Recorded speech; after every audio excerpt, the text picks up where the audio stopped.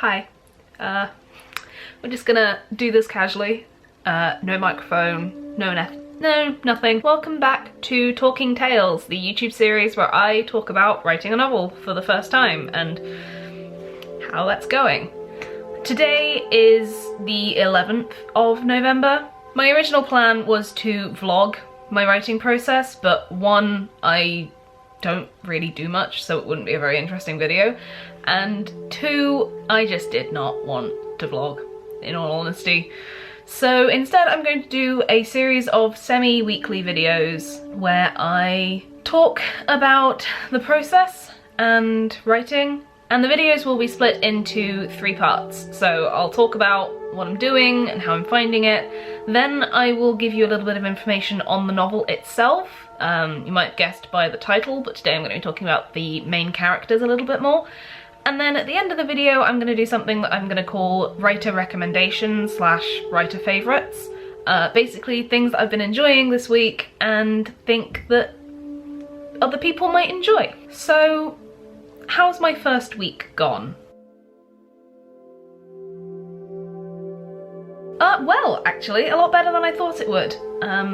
I am currently, as of yesterday, because I haven't written today yet, I am about 17,000 words in, which is on par for where I should be, and I've just started writing chapter 7. Bearing in mind this is going to be a 40-chapter book, I have barely scratched the surface yet, and I definitely won't be finished by the end of the month, but I knew that going in. I spent a lot of the first week playing catch-up because on day 2, so on the 2nd of November, I didn't actually do any writing. I had a really long day full of work stuff and I just did not have the time, the energy, or the desire really to write on that day. And so since then I've been playing catch up, and thankfully I've managed to catch up now to where I should be. Very excited to keep writing. I feel like I've gotten into the swing of things now. I found I like writing better in the early evenings. So starting between 4 and 5 o'clock in the evening, writing for a couple of hours, usually finished before dinner, and I'm liking my writing more as I write, which I think is just something that was going to happen anyway. If I were to sum up the first 11 days of NaNoWriMo, I would probably say difficult. Not because the writing itself is difficult, although I have struggled a little bit with that, but more just the sitting down to write and waking up every day knowing that I have to write. It's difficult getting into that headspace. But on the other hand, I've been writing for 11 days. I am a writer and I am a novelist, and no one can say otherwise, because I am writing every day and I am writing a novel.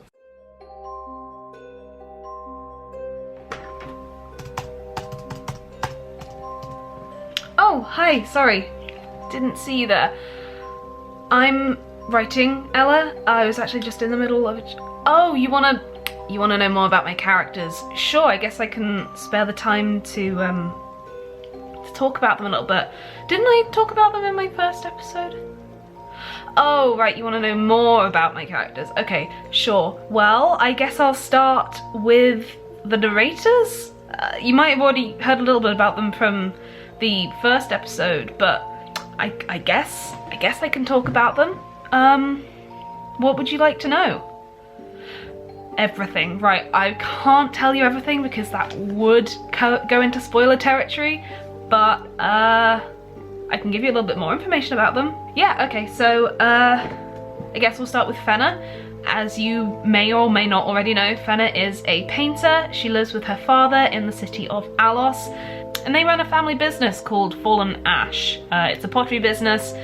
Her father, Kavi, makes all the pots and bowls and mugs, and Fenner paints them and then sells them at the market the next day. You may or may not also know that Fenner is immune to magic. Because of this, she's a little jaded with the world that she's grown up in. A lot of the best things about the world she has no idea about. If it's magical, Fenner really just can't interact with it. I think she desperately wants a change in her life, but when a change slaps her in the face, she doesn't know what to do with it.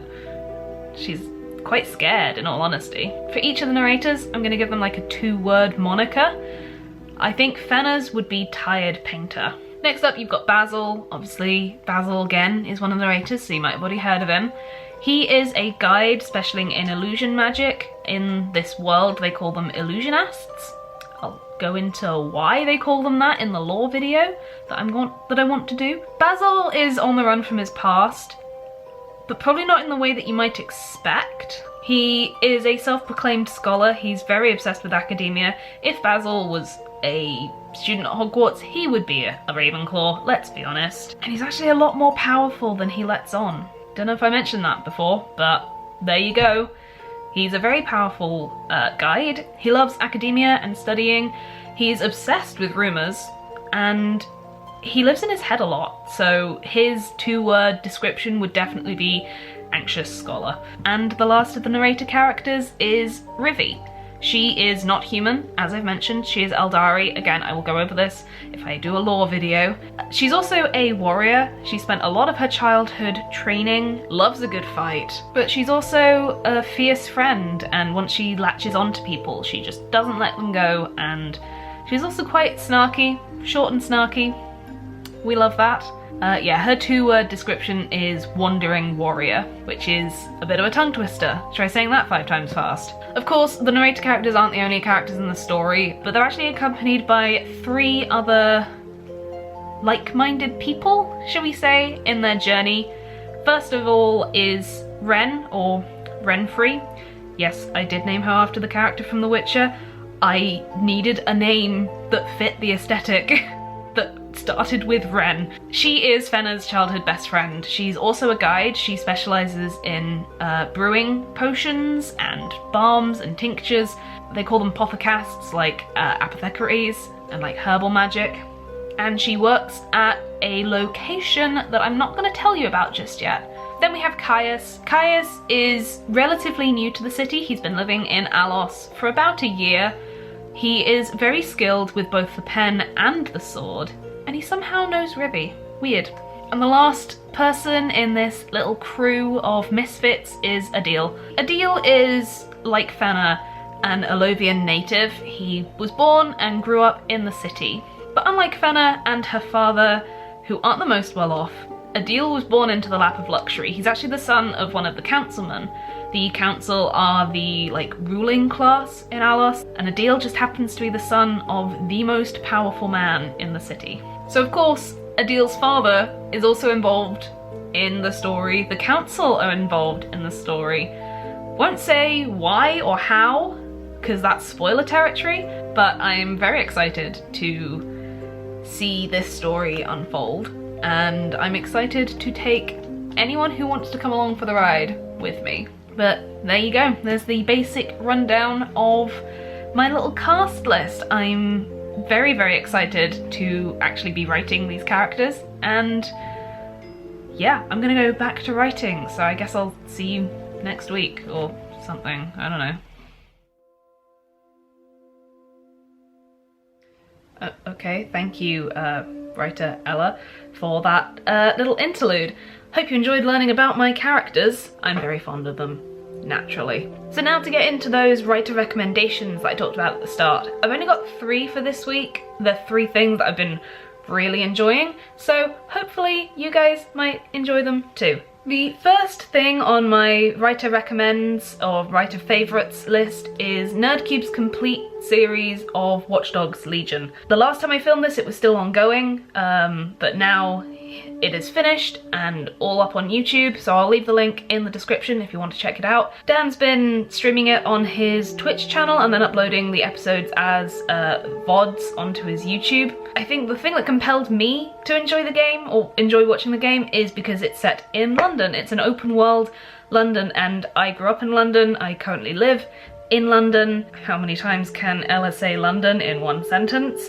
Who knows? But I've had it on in the background whilst I've been writing quite a lot, and while yes, it does distract me sometimes, the videos are long, so I'm not like scrolling through YouTube trying to find something to watch. It's just chill to have on in the background. I do now want to play the game and have nothing to play it on, which is concerning. We'll just have to wait and see if I ever get around to playing it. The second thing that I would like to recommend to you is in a similar category. I've been watching a lot of Captain Krail's live streams over on Twitch. He also live streams video games, but oddly enough, that's not what drew me to catch his streams in the first place. I found him through Momo, but what really captured me was every day he streams, he just talks with the stream chat for like an hour before he starts playing games.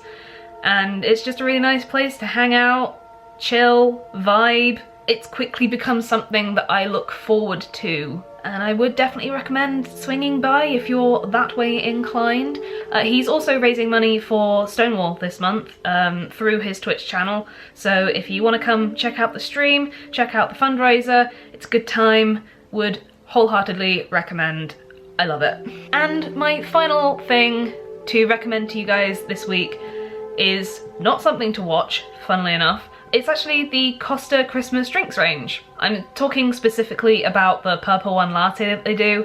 I may be biased because that is my favourite quality street and I love coffee, but it is incredible. Looking forward to Christmas and like the festive time of year very much keeps me happy going into winter, so I love Christmas drinks, and I think Costa really knocked it out of the park with their range this year. They're also doing a Terry's chocolate orange hot chocolate and an after 8 hot chocolate if you're not a fan of coffee. It's just very good and it makes me happy, and I'm gonna have to stop myself from buying so many of them because I cannot afford that. And that about wraps up this episode of Talking Tales. Thanks for tuning in. It's very wild to me that I'm actually writing the novel that I've been working on for 3 years. I found myself wanting to pursue other creative passions and projects alongside writing a novel, which is weird, and I'm definitely trying not to spread myself too thin because I don't want to burn myself out, but it's really funny to see how much more creative juice I have now than I did